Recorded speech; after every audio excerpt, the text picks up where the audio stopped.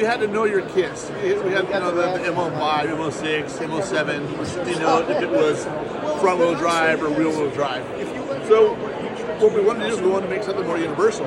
So we made this chassis kit, which is much easier to build for the entry-level person, while it still has the performance of the MO series chassis.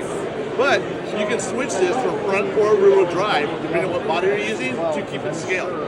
So not only is it switchable from front or rear-wheel drive, but you still get the 3 separate chassis links. So basically, you can use this on any M chassis body. Can you make it all-wheel drive? Is it all-wheel drive? No, it's either front-wheel drive or rear-wheel drive. One or the other. Show the back. This is the cool kit. This is the first one we did like this. What's the name of the chassis? MB-01. And what's that car kit? This is the Abarth.